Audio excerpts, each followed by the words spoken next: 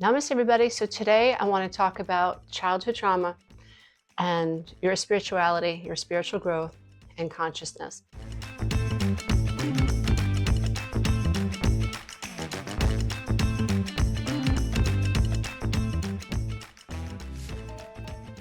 And why it's really important that if you are on the inner child healing journey, if you are struggling to recover from childhood emotional neglect, if you come from a house of narcissism or alcoholism, if you come from a house of childhood abuse where you have been abused in childhood, and I don't want you to get caught up in the type of trauma that you've experienced. I want you more to just listen to what I'm saying as it refers to how trauma and being disconnected from love and the divine, if you will, distorts the way you think. Now, the path to healing is to organize your mind. If you have been following my work for any length of time, you will have heard that on my intros to my podcast, into some of my YouTube videos. You will have heard me say, I'm a believer in the power of an organized mind. And what I have learned on my path now for nearly 30 years, that what has increased and benefited me over time is getting to a place where I'm able to connect with my true self, connect with the energy that I am. And I know that sounds hokey pokey, but just please bear with me. And connect with who and what I truly am, which is I am more spiritual, I am more energetic than I am flesh, which means I am more than my ego, which means I am more than the collection of data that is my five senses, which is basically the perception that I take on as a result of my five senses as a child and throughout my lifetime. And what I don't realize is that all of this information, all of this trauma has interrupted my connection to, and of course, that's what happens when you have childhood trauma. You're not allowed to or permitted to, or there's more pain and suffering in trying to attach to this divine being or these divine people, or supposed to be divine people, that are supposed to protect you. And when you learn that you cannot crawl up into your mother's lap when you are afraid, and you learn that the person who is supposed to protect you is the person you need to be afraid of, that distorts your mental and emotional and spiritual access to your higher self or to higher brain function. And so think about your thinking cap and think about metacognition, which is a property of higher thinking, the ability to think about the way that you think. Think about this idea as it relates to expanding your consciousness beyond trauma. You see, trauma arrests us all, and it distorts the way that we think. And that's natural. If I grew up feeling afraid of everything and everyone that's supposed to love me, then it's only natural that I'm programmed to live in survival. It's only natural that my Amy the amygdala and Harry the hippocampus, which stores all my memories, is going to be on high alert. They are designed to say, Lisa, watch out, danger, danger, danger ahead. It makes sense that my neurological system then becomes patterned habitually through neurological pathways. So that's why I always say it's not you, it's your programming. What you experienced in childhood becomes neurological pathways. So without awareness, you don't know that you're on a train track or a train of thought. Does a train know it's a train? No, a train doesn't know it's a train. But when you step off the train and you observe the train, subject, object, then you know, oh, that's a train. So it's the same thing with your level of awareness.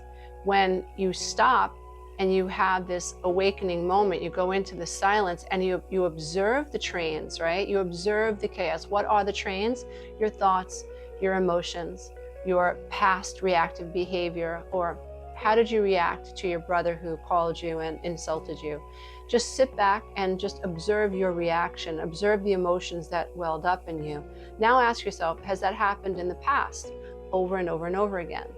Then step back even further and ask yourself, what was my energy when I answered the phone? Or what is my energy towards my brother? What is my belief towards my brother? How do I feel about my brother? What is my opinion and perception about my brother? When you're able to get that far in your consciousness, then you're going to start to understand why things happen or why they keep happening to you. That's why I'm a big proponent of, if you're on the spiritual path, please do not bypass the psychological realm. Please do not bypass organizing your mind. Please do not bypass understanding your emotions and your triggers. Please do not bypass any of this on your spiritual path, because if you do, you're only going to boomerang. Because at the end of the day, the subconscious mind is 95% in control of what you think. So think about the conscious mind being, or the mind being cut into halves. So the subconscious mind is below, the conscious mind is above. As it is below, so shall it be above. What we're hearing and understanding is that whatever's been stored neurologically through memories, through experiences, through ongoing conditions in my childhood has become impressed in the subconscious mind. And so what do I experience in the mental field? In the mental field, the tiny bit of awareness that I think I am is observing whatever has come through the subconscious mind. Now, below the veil of consciousness, I believe what I feel. I believe what I believe. I don't question it. And so if I grew up feeling not good enough, I believe it.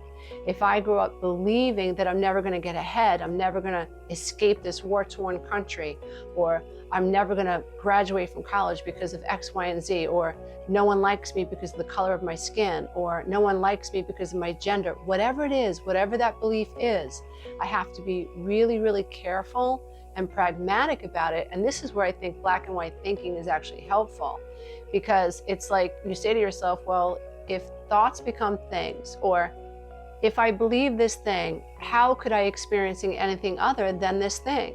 So if I believe the world is out to get me, how can I experience anything other than the world is out to get me? I can't.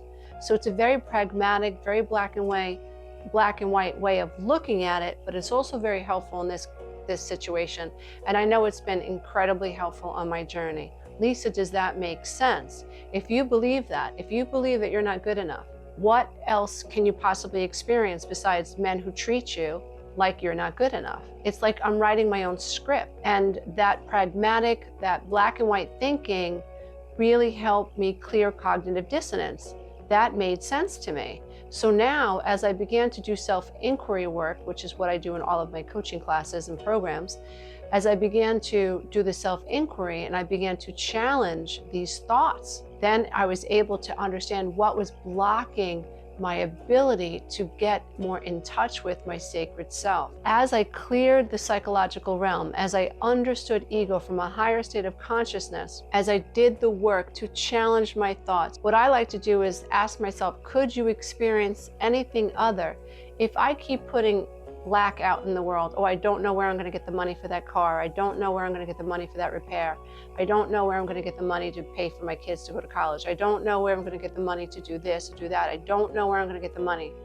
It is a pattern and a program. Can I really experience having the money come to me, or having money flow to me, or can I really expect, if that is my equation, if that's what I believe, if that's my block, my psychological block, can I, in the 3D world, in real time, can I experience anything other than what I am offering?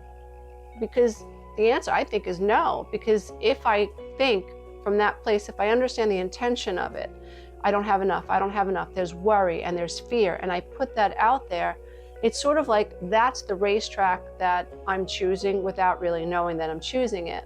And so while Susie Sunshine over there doesn't even worry about how she's going to pay for this, she's living in the moment. She's found the path to non-resistance. She's found the path to ease. She's found the ability to manage her mind, even though that is not easy to do, because you have to step out of the ego mind and you have to create this ability to be the observer, as Eckhart Tolle talks about, to be the silent observer and to witness the mind, right? So mind, body, spirit, we have this trinity going on. So we have to become the divinity within ourselves to observe what's happening in the body and what's happening in the mind. And as you develop this sacred awareness, which is very different than the conscious mind, the subconscious mind, and through awareness, you're observing what's happening in the conscious field, then you begin to understand, oh, that must be also happening in the subconscious mind. That's why Carl Jung talks about, unless you make that which is unconscious conscious, it will dictate your life, and you, dear one, will call it fate. We see this in the lives of people all around us. We see people who say they believe in peace, but they show up at protests full of hate and anger and rage. It's not going to work, dear ones. You cannot create peace through hate. It's all about the intention. Now, that doesn't mean that our emotions aren't valid. It just means that if we operate from a higher state of consciousness, we can approach a peaceful protest or a peaceful rally with peace in our heart, with peaceful negotiation. We can actually seek to understand the other person. Doesn't mean I always have to agree with them, but understanding their perception, even get to a point where understanding that the perception that I disagree with is the result of what they've experienced, which I don't have to judge. I have no right to judge that. When I step into that level of judgment, I invite that level of judgment from you. So learning to think this way takes time. It's what I call self-mastery. You're mastering your consciousness. And that's why I'm a big proponent of, listen, dear one, it's not you, it's your programming. And if you're on the healing path, if you have struggled in childhood, if you don't take a giant step back and recognize that your consciousness is arrested, right? Think about an algorithm. Just look at your YouTube algorithm. Just look at what's showing up in your feed. Just look at what's showing up on your Facebook feed. Just look at what's showing up on your Instagram or your TikTok feed. What you'll notice is that the universe is responding to you in real time to what you're vibrating with, what you're vibing with. Now, you could vibe with something that you don't want. You could be vibing or sending out the vibe for something really horrendous and see it show up in your feed and feel in the conscious mind or believe in the conscious mind, you don't want that. But that's not the way this world works. It's what you're vibrating with, what level of consciousness you're at is what's going to continue to show up in the field. So the matrix is actually an algorithm, right? It's a code, and that code is being run by our states of consciousness. And so that's why we call it generational trauma. But I really do think there's this huge shift happening. We're seeing more and more men take on consciousness. We're seeing more and more men take on spirituality these days.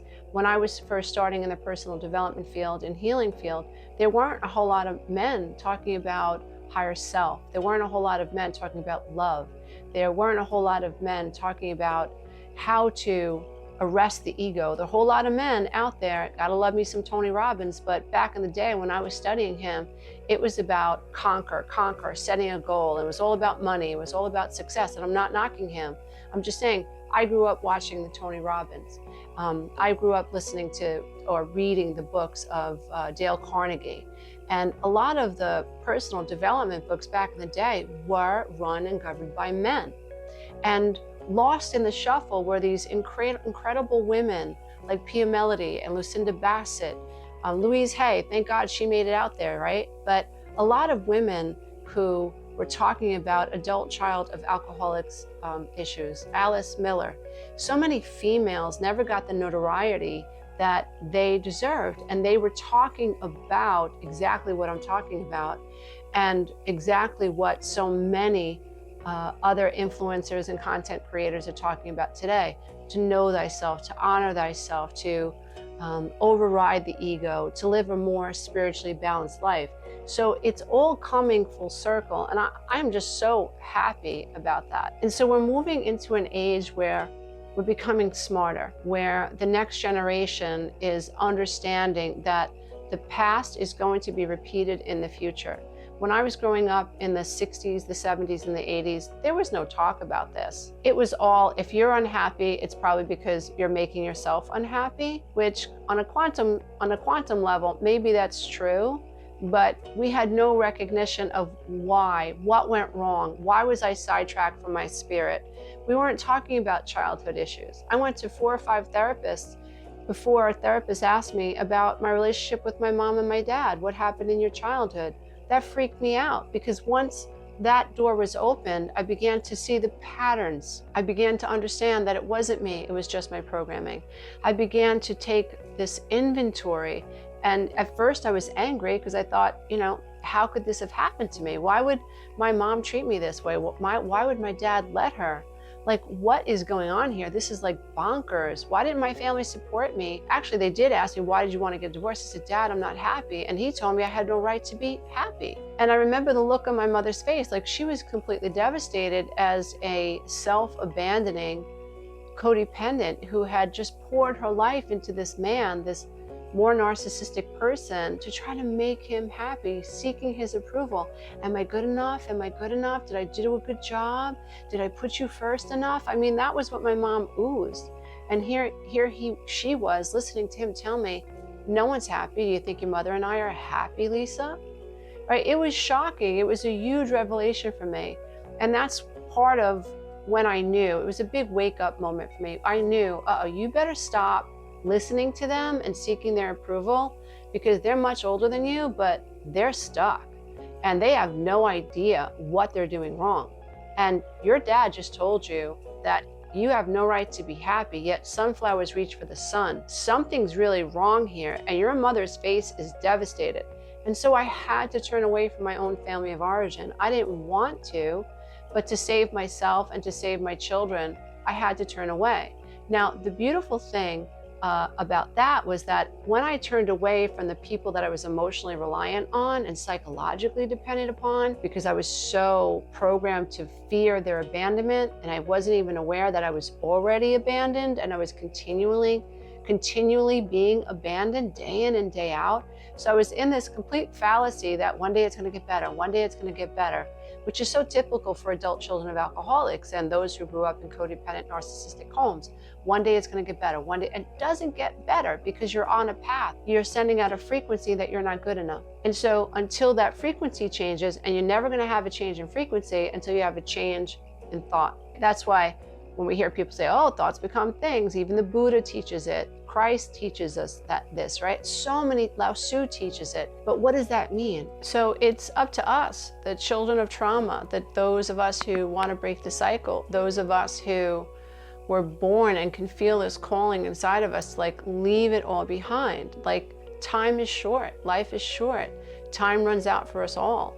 How long are we going to have to break these cycles? How long are we going to have, and how many opportunities are we going to have? Well, actually, we have an opportunity every single moment to elevate our consciousness. What is it going to take for us to stop and realize that we need help, that we need to be mentally trained to do this work, and that it's not us, it's just our programming. So it's not enough that we recognize, and that's what's part of my journey as a life coach and an online course creator, is like, wow, I help my clients through the 12-week Break the Coaching program recognize that it's not them, it's just their programming. They shed so much shame, and they learn about how to validate their emotions with the 1, 2, 3 process. They understand shutty shutty and pass the butter, like all of these like silly acronyms and phrases that I come up with to really help conceptualize what has to be done in the moment when someone is triggered. So they know that it's not them. They know that it's not their programming.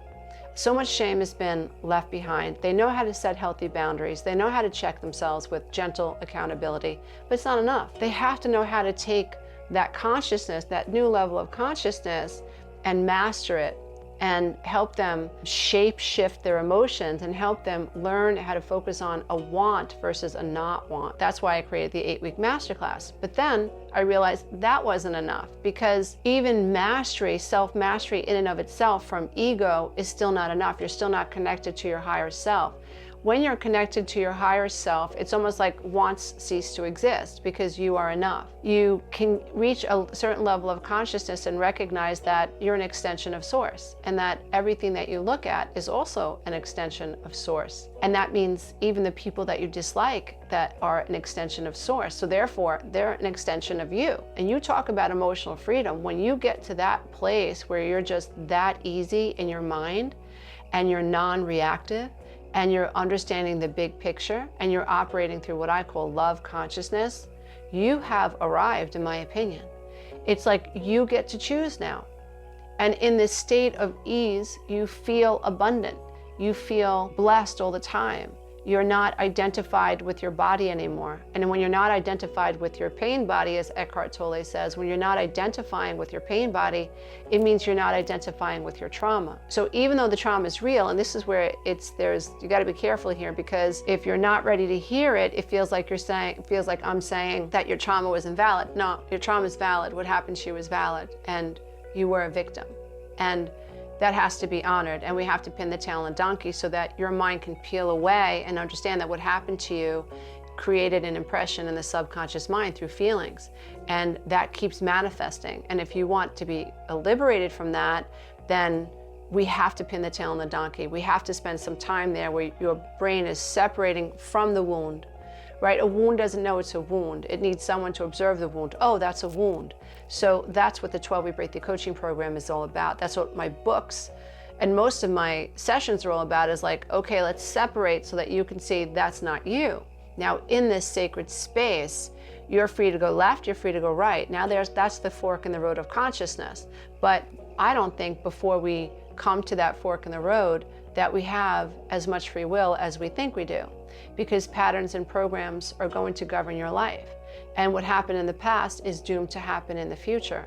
And that is why I committed myself so fiercely to divorcing my ex-husband, who refused to change. He had no interest in changing. If he had wanted to change, I would have stuck it out with him for as long as I could have, because I believe in the power of an organized mind. If he would have organized his mind right alongside me, if he would have been accountable, things might have turned out differently.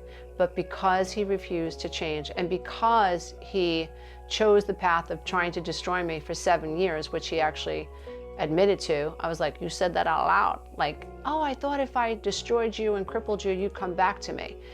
The spooky thing to me is that that makes sense to him. Or I hope it doesn't make sense to him now. It was hard, right? He alienated me from my son. He tried to alienate me from my 2 daughters. It was just one smear campaign after the other. He told half-truths for 7 years. And in all that time, his ego was telling him, yeah, she'll be back. Yeah, she'll be back. All I have to do is destroy her. So the fact that that makes sense to somebody is terrifying. And I really hope that it doesn't make sense to him anymore. The idea that if I destroy you, dominance and control, if I destroy you, then you will need me. And now you are my slave. And now I get to treat you any way that I want to. And it's sort of how abuse works in general. When you're trying to groom an abuse victim, you show them all these pretty things and you tell them all these wonderful things. You don't know that you're being lured into this layer of dependency and trauma bonding where you feel like you can't escape. And you don't know that what's coming down the pike is continuing brainwashing about how negative you are, how nothing you are, and how much you need them, and how much better they are. Like, you don't know that's gonna happen. Like, psychological brainwashing is a real thing. It was the space recognizing that my marriage was sick, recognizing that I was sick, my mind was sick, recognizing that I had to detach from my programming, I had to detach from him, I had to detach from my family. All of this scary, scary detachment, which is really amazing that the way to heal abandonment trauma is to abandon what you are afraid of being abandoned by. Like, that is amazing to me. Like, the way to heal abandonment trauma is to abandon what you think you are afraid of being abandoned by. When I abandoned the house, and I abandoned the financial support, and I abandoned my family, and I abandoned my husband, my ex-husband, when I abandoned living in the area that we live, which I never liked, I didn't like the vibe, when I abandoned all of it, I felt like I was falling apart, but I was really falling into myself. That's why my first book is The Road Back to Me. And it is scary, but I can tell you that releasing these skins, these egoic skins, they were never me. They were never me. That dependency was never me. I was always enough. But I didn't know that until I let go of what was making me sick.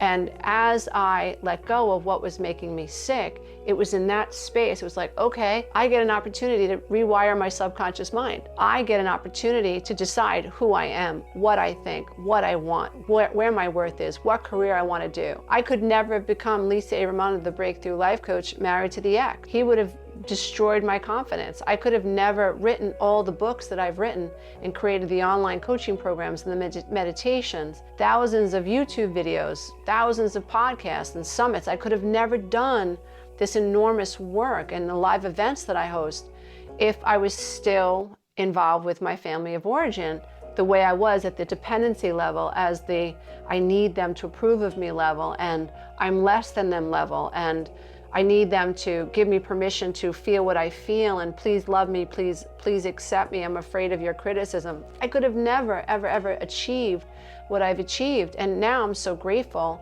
I've manifested my husband. I love my career. I love my clients. I love what I do. We have 6 children. Our family continues to heal and continues to blend. Now each of our children have spouses, and so now we have like 12 kids in our Brady Bunch barn, if you want to call it, right? And it could be crazy sometimes. Everybody's at a different state of emotional development. Everybody has different types of trauma. So it can be challenging, but with the right mindset, right? You connected with your true self as the leader of your family or the matriarch of your family. You have to become the matriarch of yourself first. And once you become the matriarch of yourself first, the true leader of the self first, by connecting to the spirit that you are and allowing love to guide the way. When in doubt, choose love. When in doubt, choose non-resistance. When in doubt, in my opinion, it's time to let go. So it's important that we recognize that if there's childhood trauma in our background, that's a certain state of consciousness. That's an arrested state of consciousness. You're recoiled. And if you really want to expand, you have to understand there's this unraveling, even of your DNA. When you're tight, you coil. Literally at the cellular level, you're tight. That's where IBS comes from. That's where autoimmune issues come from. You're tight. Your body believes it's under stress, it's under attack. And when your body feels like it's under attack, it can't thrive. We want to get you to a point where you're realizing, oh wow, like, am I arrested? Has trauma arrested my level of consciousness? And if so, acknowledge that you don't want to be there for the rest of your life, because it's not going to be good, dear one. It's only going to get worse. You know, you really want to think about this objectively and understand that the goal is really to organize the mind so that you can connect more lovingly and more easily with your higher self. So your higher self exists outside of what happened in the past. Your higher self can lead you towards a much more loving life experience, a much more abundant life experience. You can win at the game of life if you know how to play by the rules of life, or a good life. And I just hope that this session has opened your mind and opened your heart to this idea that if we keep perpetuating this level of consciousness, then we can't get to the next level of consciousness. Yes, we've been abused by narcissistic people. Yes, we've been abused by neglectful parents, but we also better understand that that abuse is now inside of us. And as long as it's inside of us and we don't confront it and try to change it, it's going to dictate our life. And I don't think that's fair. And in this day and age, it's not necessary. I really hope, dear one, that this has been helpful. Namaste until next time. As I bow to the love and light that is absolutely in you. Hey, if you love this content, don't forget to check out the next video, and you can go to my website and take the codependency quiz.